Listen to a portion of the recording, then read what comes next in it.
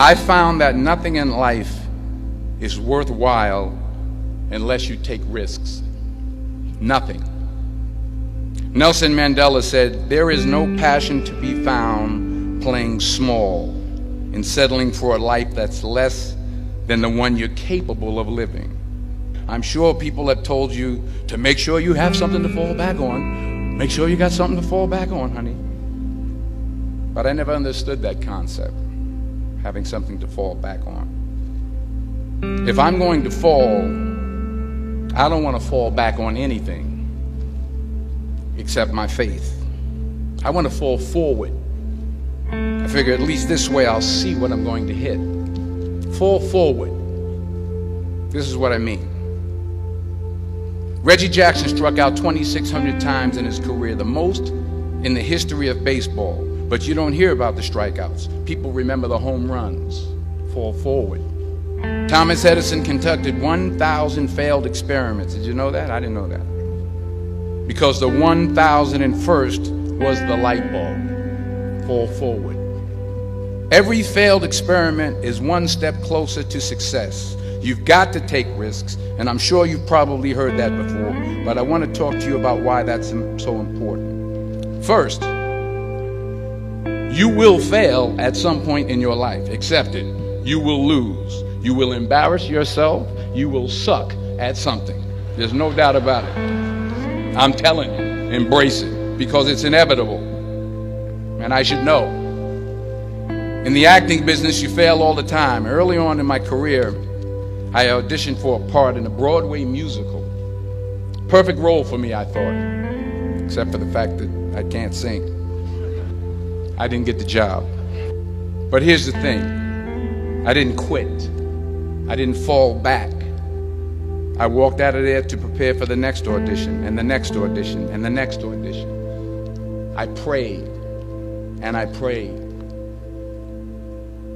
But I continued to fail, and fail, and fail. But it didn't matter, because you know what? There's an old saying, you hang around the barbershop long enough, sooner or later you're going to get a haircut. So you will catch a break, and I did catch a break. Last year, I did a play called Fences on Broadway. Won the Tony Award. But here's the kicker. It was at the Court Theater. It was at the same theater that I failed that first audition 30 years prior. If you don't fail, you're not even trying. My wife told me this great expression. To get something you never had, you have to do something you never did. Les Brown's a motivational speaker. He made an analogy about this. He says, imagine you're on your deathbed, and standing around your deathbed are the ghosts representing your unfulfilled potential. The ghost of the ideas you never acted on. The ghost of the talents you didn't use. And they're standing around your bed, angry, disappointed, and upset. They say, we came to you because you could have brought us to life, they say. And now we have to go to the grave together. So I ask you today, how many ghosts are going to be around your bed when your time comes? I just got back from South Africa. It's a beautiful country, but there are places there with terrible poverty that need help. And Africa is just the tip of the iceberg. The Middle East needs your help. Japan needs your help. Alabama needs your help. Tennessee needs your help. Louisiana needs your help. Philadelphia needs your help. So you got to get out there. You got to give it everything you got, whether it's your time, your talent, your prayers, or your treasures. Because remember this, you will never see a U-Haul behind a hearse.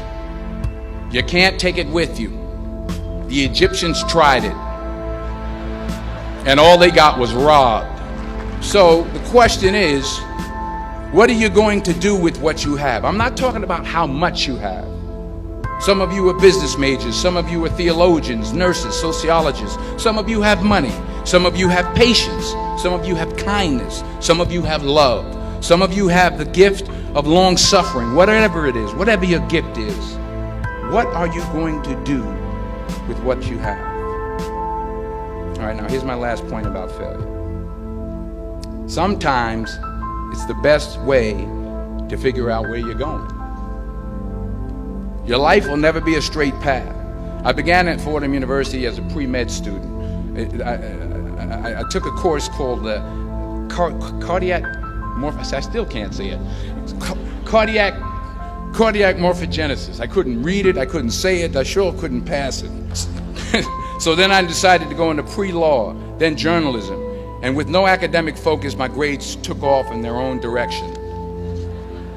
I was a 1.8 GPA one semester, and the university very politely suggested that it might be better to take some time off.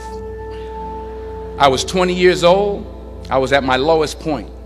And then one day, and I remember the exact day, March 27th, 1975, I was helping my mother in her beauty shop. My mother owned a beauty shop up in Mount Vernon.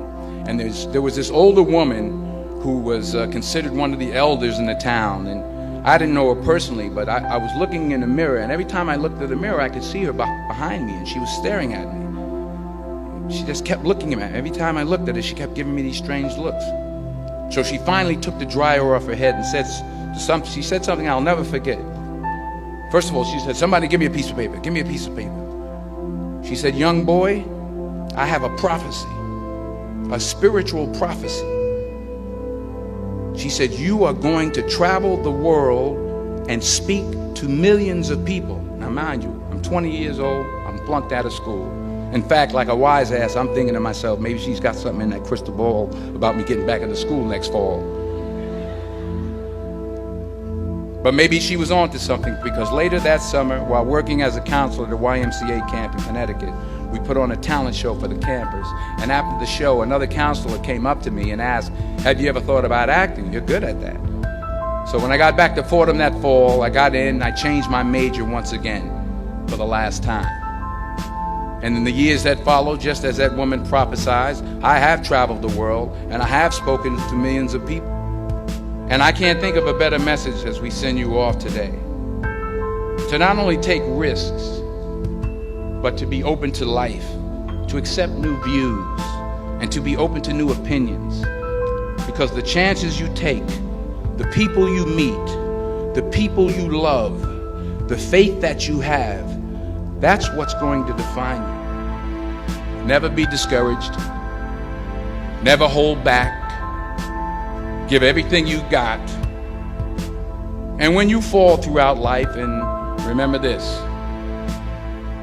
fall forward.